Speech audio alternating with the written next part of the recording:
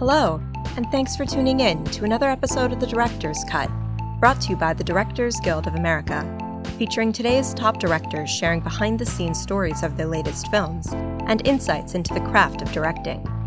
Please take a second to subscribe to our podcast on iTunes or wherever you get your podcasts.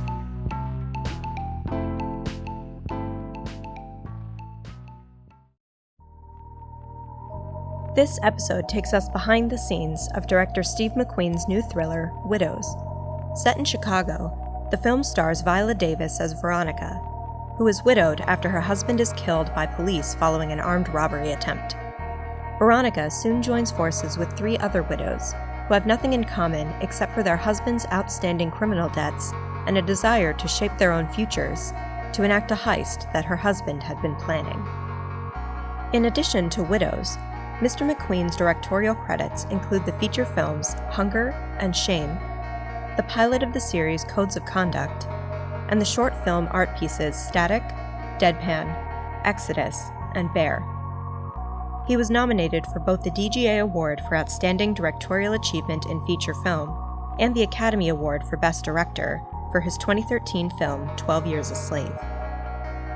Following a recent screening of the film at the DGA Theater in Los Angeles, Mr. McQueen spoke with director Dee Rees about filming Widows. During their conversation, Mr. McQueen discusses what drew him to adapt the BBC miniseries from 1983 as a feature film, how his roots in contemporary art influence his directorial style, and the wisdom of letting the characters tell you how to shoot a scene.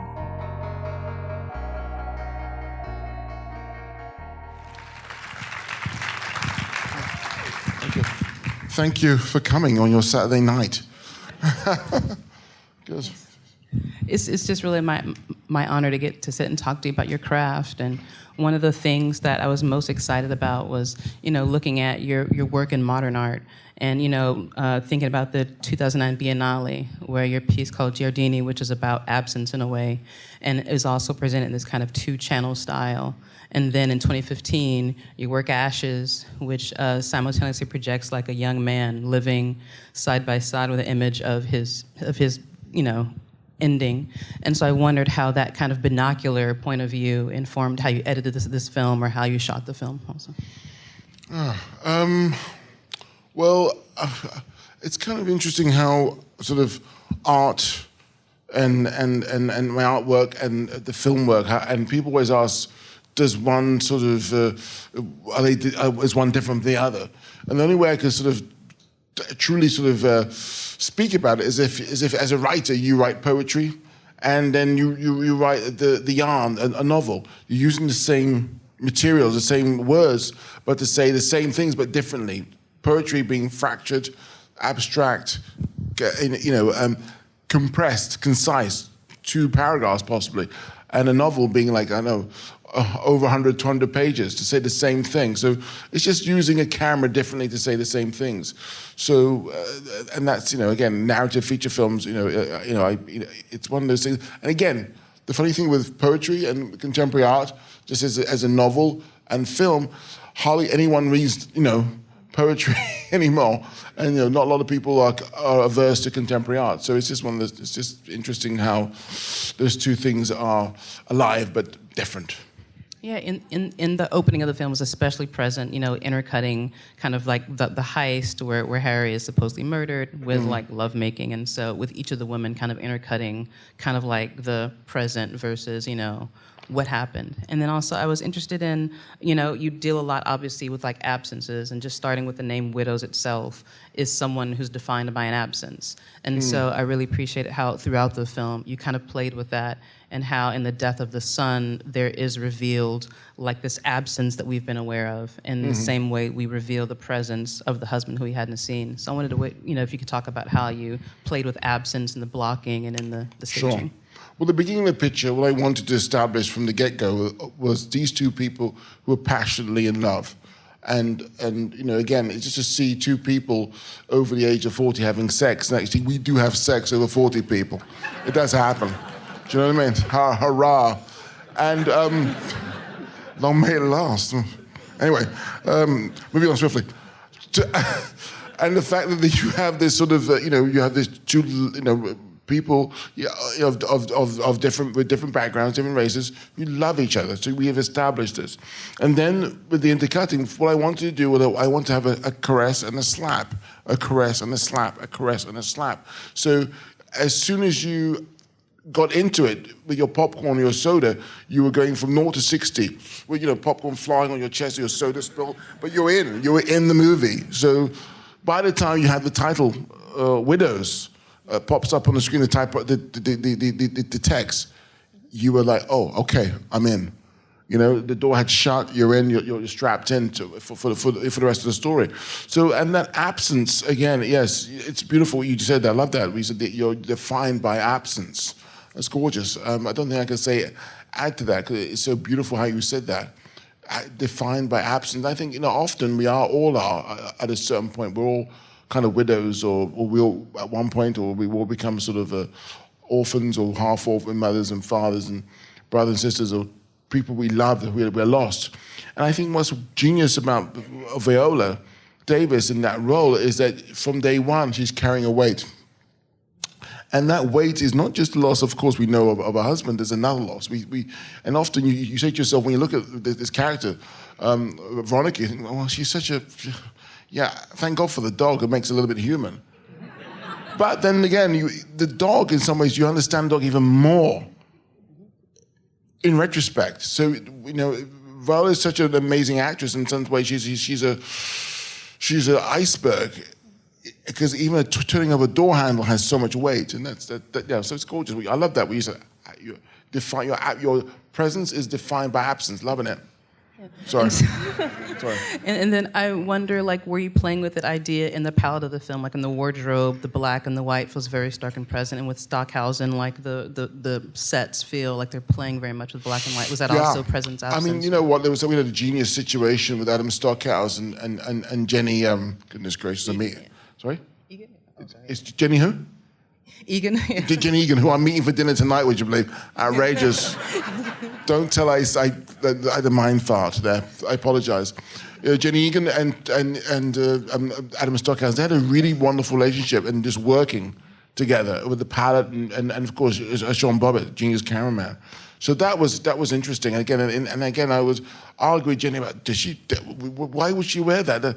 Steve, shoot this, and then you say, okay, go for it. And all of a sudden, it's amazing that red jumper that, for example, she's wearing just before she opens the door to Harry. She looks like some French movie from the 70s. There's some kind of chicness, and you don't often see black women looking, like the black women I know, crisp and sharp, and so there she is.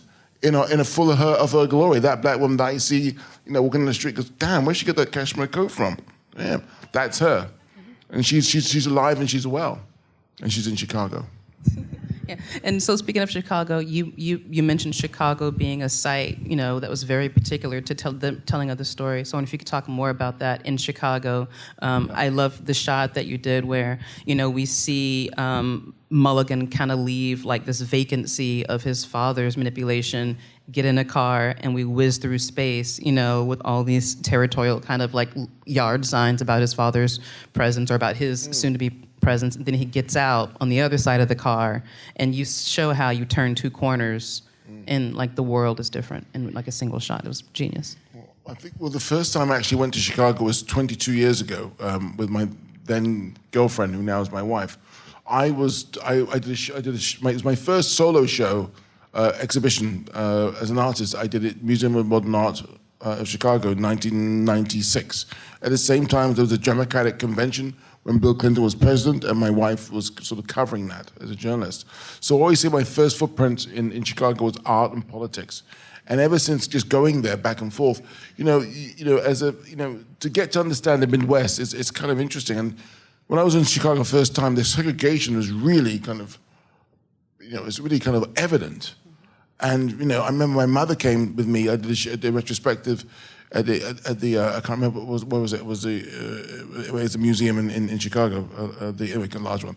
And my mother was shocked at the homeless people, black people in the street, what's going on here? What is it? But then, of course, when you live in Chicago, you find out how segregated it is, and the political sort of, sort of intrigues and the corruption and the police and everything else, churches, the whole mechanism of that city, the aldermen, the wards, how everything is interlinked. It's almost like an old sort of phone exchange.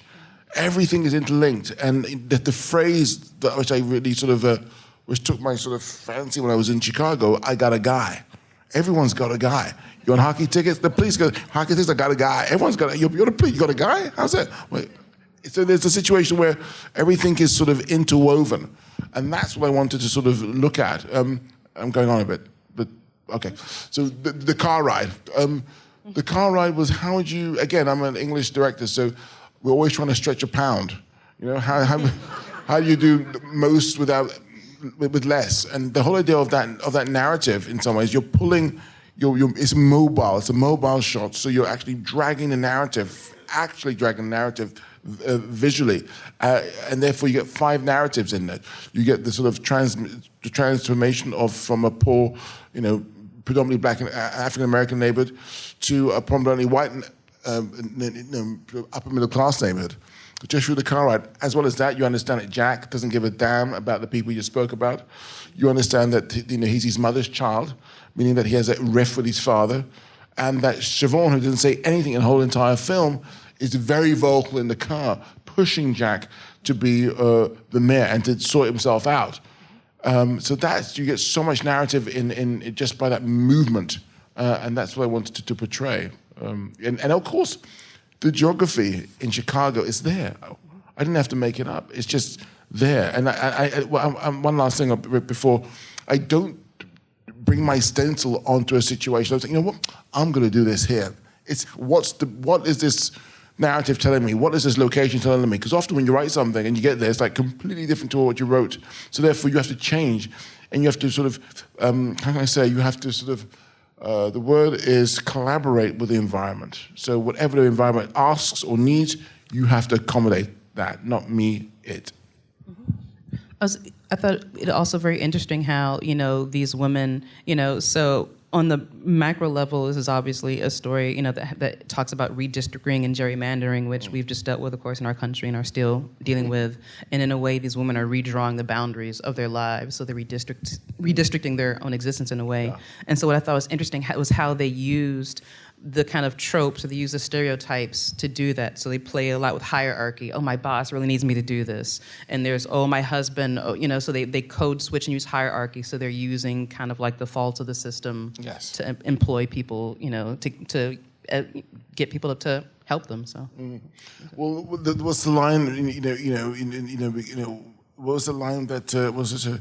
She says because we're women and I don't think we have the balls to do this. It's, you know, using all those powers that one has and reversing it, you know. So it was almost like Tai Chi, using that sort of unfortunate sort of repression and turning it into, and reversing the energy. And I think what's interesting about these women, for me, was that I identified with those women.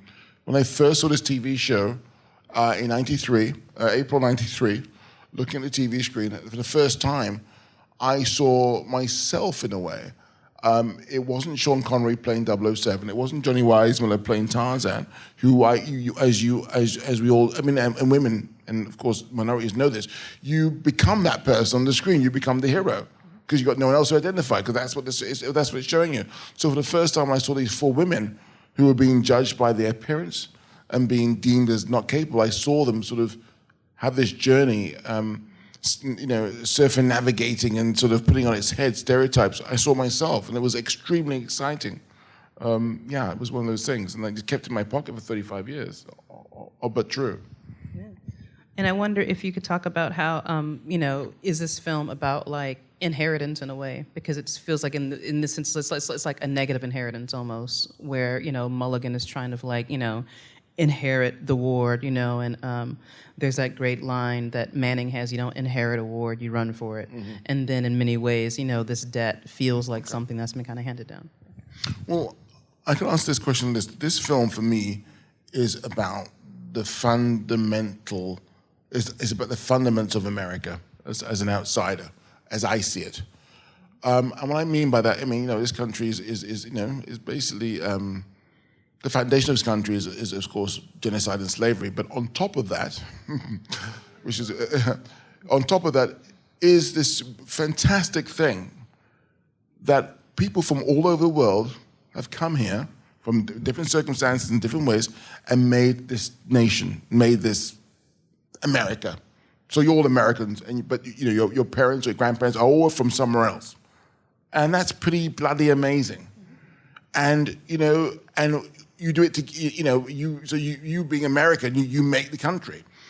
So these four women from different social and economical backgrounds come together and make this team, and they make this team, and they couldn't do they can't do it without each other. They have to do it together, otherwise, hey, it was impossible. Just like what Veronica said, you know, we can't do it on our own. So they come together to achieve this goal, okay, this heist. So that's for me fundamentally American, and this is not. I'm not doing a situation where you know, hey, let's do a diverse movie. I don't give a f about that. This is Chicago, you know, and this is what happens from different parts of the backgrounds. No, I'm not flexing one's muscles. I'm just wanting to reflect the cinema-going audience. They deserve to be seen on the screen. The people go and pay for the movie. They deserve to be seen on the screen. So what I'm saying at the end of the day, I'll cut it short, is that for me, that's America. So therefore, the fact that right now, unfortunately, that there's someone trying to sort of pull that or rip that apart, that foundation, it's kind of like suicide. It doesn't make, you can't, because you do that, it's chaos. It's a weird thing. So that's what I was, if anything, if there's some kind of thing about this movie like that, which is very fundamental to me, it's that. And it's so clear as day as an outsider looking in. And I wonder if you could talk about, I wonder if you could talk about the scene where we first really understand, you know, kind of the potential of Daniel Kaluuya's character, the way you lull us into it's like the way you use the camera language and blocking to create tension and to lull us in a false sense of safety. So it's this swirling steady cam as we're into this hip hop and it's feeling good, and then the more momentum it gains, then suddenly it's cut short. And the same thing like with the proximity. So when Daniel's close, we feel like, oh, here's the threat. And then when he backs off, we think, oh, it's okay. And then it's actually like when he's farther, when the punch comes, and even like the camera movement, you know, becomes fluid. It's dumb. That's great. Okay. Oh, blimey. This is, forgive me, great questions. No, I'm not being funny. It's beautiful. No, it's gorgeous. Well, it's like your questions are like gorgeous. Like, you write that. Well, you do write, so that's why you're so good. There you go. Well, it's about the character and what the character needs and what the character is, how I bring myself to the character. And often it is a puzzle, it is a question, because you don't know until you see it and you write it, but you see it, and then who is that person? Okay, so you have Jamal. Now, Jamal is a man who is a soldier.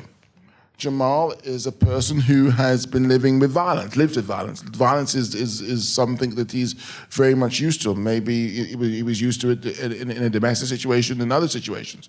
But he's a soldier, so he has he's killed people. So when we first see Jamal, we have a situation where by the time we get to Jamal in this movie, he's bored of violence. You know, when someone you do this thing so often, you get bored of it. So then, what happens when you get bored of it? You get perverse. You get perverse with it. So therefore, you have that beginning scene with two guys rapping, whatever, and then Jitem is sort of getting into it, whatever, and then he takes out his gun and bang. But before you see him do that, he's reading a book. He's interested in something else. He's interested in some, he's getting bored. He wants to go further than what he knows right now. And then, so therefore, the camera, it's almost, for me, was almost like it's almost like a reel. So when they're rapping, you're literally rapping around whirlwinding around these men. It's like it's a record, isn't it? And all of a sudden, boom, it stops. And then we go on. So the second time we see him with violence, he's perverse. The guy in the wheelchair, he's prodding him, forgive me, with a knife and whatnot. And then the last time we see him, he's so bored of violence that he doesn't even participate. He watches TV. But that's the character telling me how to shoot the picture. because I actually had some more stuff actually. After he sits down, there was some more, sees some acts of violence, or he goes out of the room. The guy comes back in, and I thought, no, let's cut it there. Let's cut it with him sitting on the TV, sitting and watching American football. He's so bored. He's so numb. That's the question. That's the word. He's so numb to it by that time. So that's the character, and it's a sad portrayal, but it's quite indicative, unfortunately, of what's going on, not just alone, not in this country, but in London with knife crime.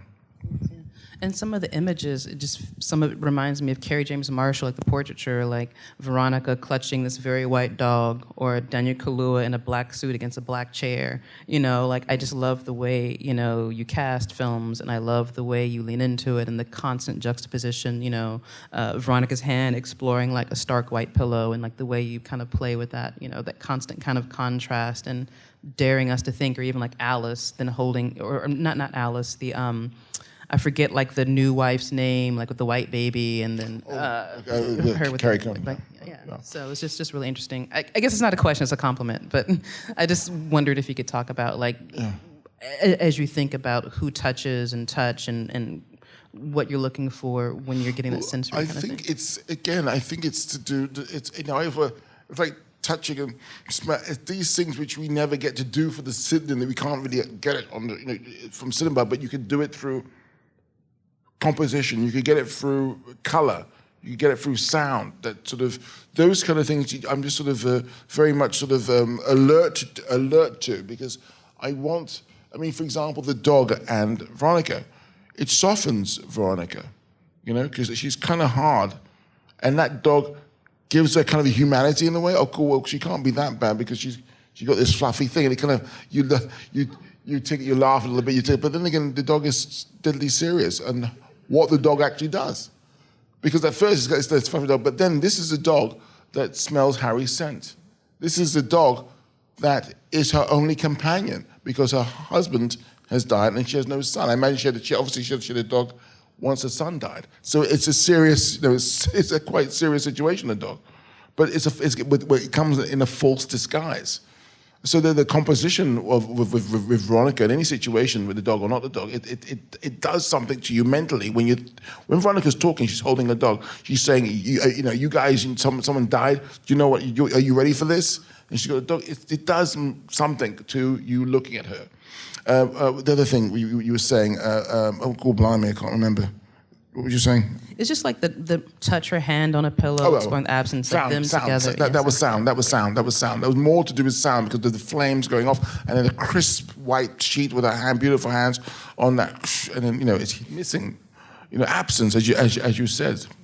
So again, it's what the film, what the narrative is telling you, what's happening, to be alert and to be aware, because you catch those things. They're like butterflies, and they're there. You got to find them. Oh yeah, I can see it now.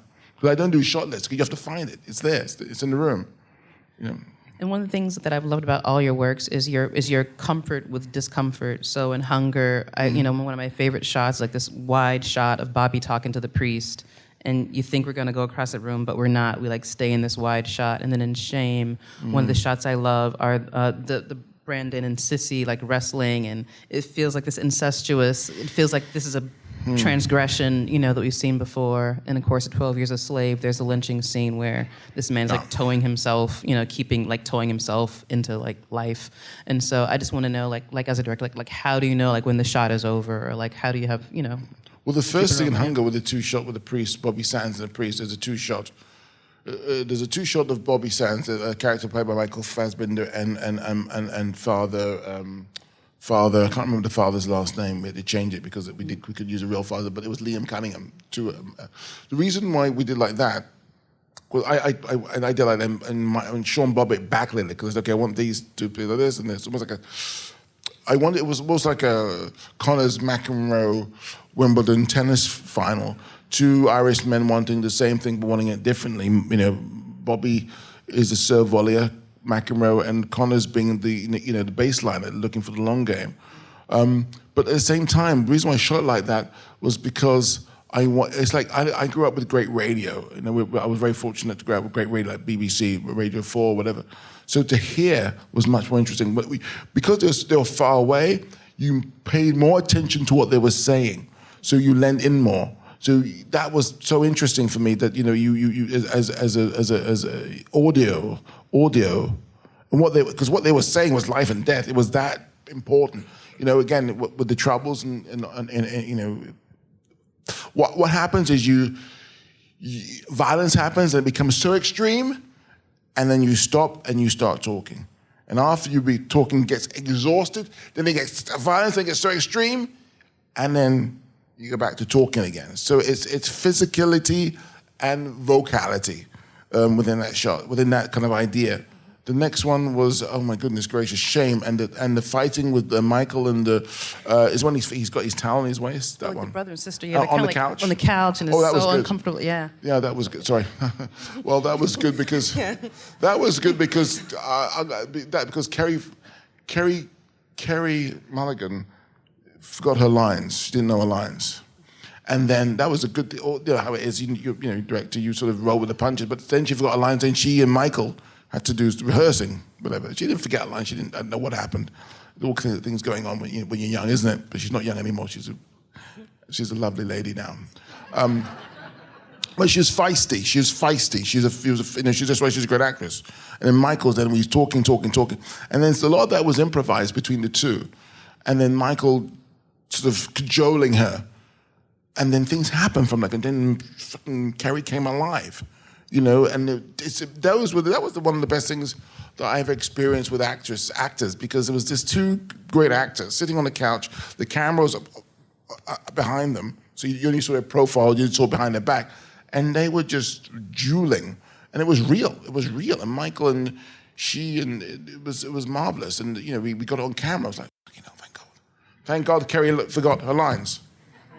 One of your characters, Reverend Wheeler, talks about the perils of a society, you know, without love, you know, and obviously, you know, this piece, this work, you know, at the core is like about that. And I just wanted, you know, obviously this work was made with an abundance of love from you, and I just, you know, wanted to thank you for your craft and thank you for being here. Well, it's the only thing worth living for, the only thing worth dying for. It's what we got.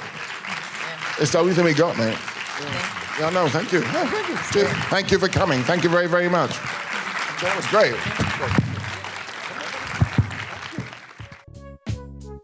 Thanks for listening to another DGA Q&A. If you'd like to hear more, you can find past episodes of The Director's Cut wherever you listen to podcasts. We'll have a lot more for you in the coming weeks as awards season approaches, including Q&As with directors Barry Jenkins, Peter Farrelly, and Jason Reitman. So be sure to subscribe so you don't miss an episode. If you're enjoying our podcast, please take a moment to rate and review us on iTunes. We'd love to hear your feedback, and you can help fellow cinephiles find the show. Thanks again for listening, and we'll see you next time. This podcast is produced by the Directors Guild of America. Music is by Dan Wally.